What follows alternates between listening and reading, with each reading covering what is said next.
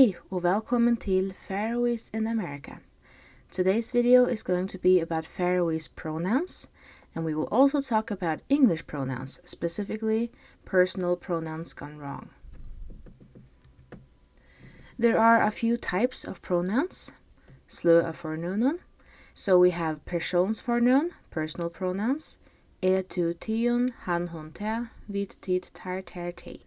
And then we have afterbent fornoun, reflexive or intensive pronouns, se, ser, suin, ognarfornoun, possessive, mun, tuin, suin, var, okkara, tykkara.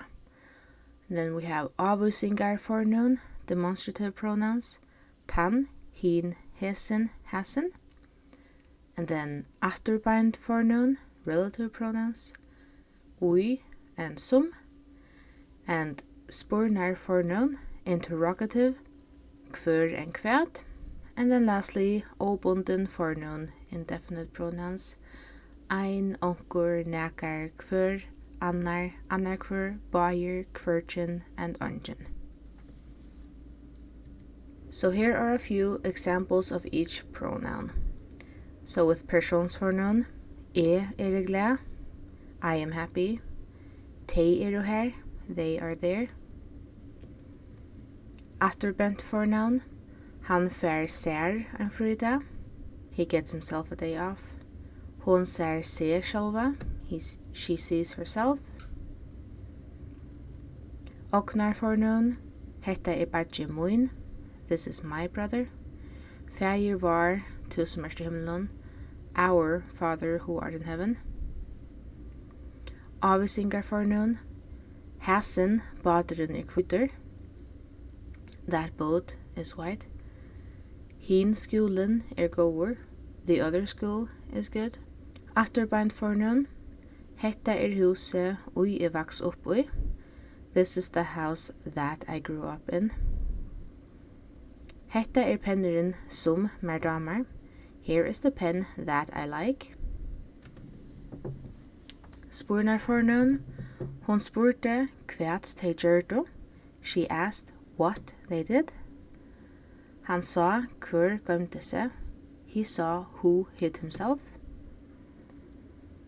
And then óbunden fornoun, ongin heima, no one is at home. Hvør dámar ikki Føroyar, who doesn't like the Faroe Islands? So now we will go over how the personal pronouns are declined and inflected. So the first person in nominative is accusative me, dative mer, genitive mun. And then plural, nominative vit, and then accusative, dative, and genitive in the plural is all okkun. And then the second person, annar personer, is tu, te, ter, tuin, tid, tikkun, tikkun, tikkun. And three personer, third person, here we have gender as well. We have first in the masculine, han, honun, hansara, tar, time or taimon, and tara.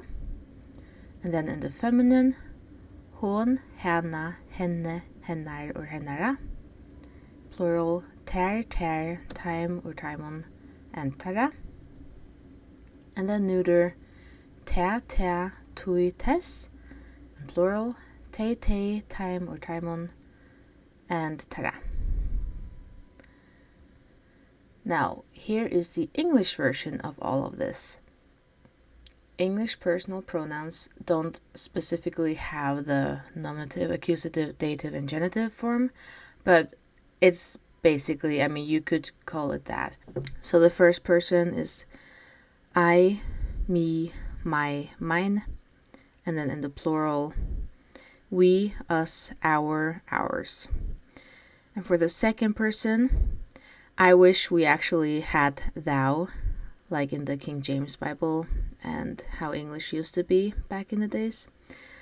But it's basically the same in singular and plural. So you, your, yours, you, your, yours. But if we had thou, then in the plural it would be ye. And then we have the third person, again in genders in the singular form.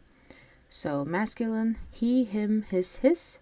Feminine, she, her, hers. Neuter, it, its. But then in the plural, you don't divide it into genders like you do in Faroese. It's just they, them, their, theirs.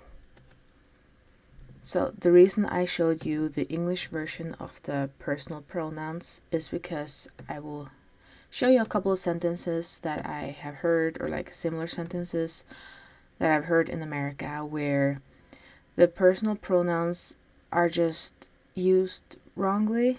And as someone who loves grammar, it's a little bit annoying to hear, but you know, the fact and reality is that people speak like this, and as long as languages work and they are understood by people, I mean, there's not a huge problem. But still, I think it's important to not just ignore the fact that these pronouns are used wrongly, and that's why I kind of want to show them in this video. Anyway, with all of that said, here are a few phrases. Me and my mom went to the store. Him and me like watching TV. Her and her daughter are nice. So the correct grammatical way of saying these sentences would be my mom and I went to the store. Not me and my mom, but my mom and I. And he and I like watching TV in the nominative subject way. Not him and me in the objective as the object, like the accusative way. And she and her daughter are nice. She, subject, and in nominative, not her.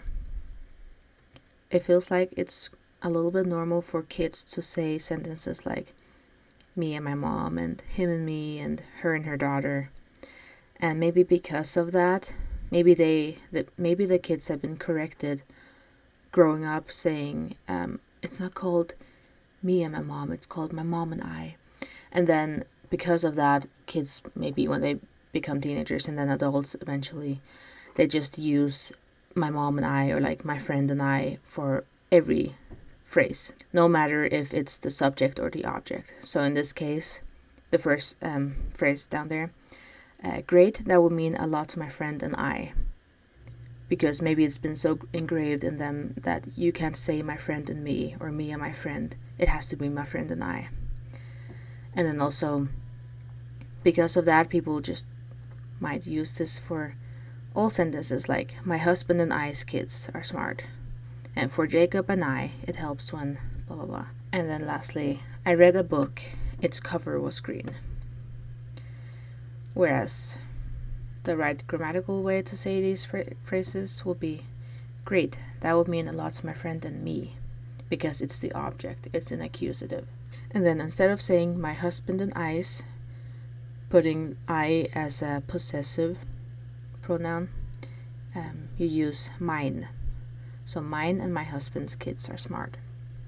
Now some people would say that you can't say mine and my husband's because you have to have the pronoun be able to stand on its own. So like you can say my kids are smart, and therefore it's my and my kids. Or you can say my husband's kids are smart. You can say I's kids are smart. You would say my kids are smart. But in this, when you have like two people, then it's mine and my husband's. And then for Jacob and me, it helps when, because if you just take Jacob out of it, you would say for me it helps when blah blah blah. You wouldn't say for I it helps when something. And then I read a book, its cover was green. I guess people just like to put an apostrophe in the word it's. But if you put an apostrophe in between the T and S, it means it is. So you can say I read a book, its cover was green. So here, just like showing once again that the first person nominative subject is not me, but I. And the first person objective object is not I, but me. So like people like to change those, I guess. And then possessive objective in the first person is not I's, but mine. just like it's with an apostrophe in the neuter third person, but it's without an apostrophe.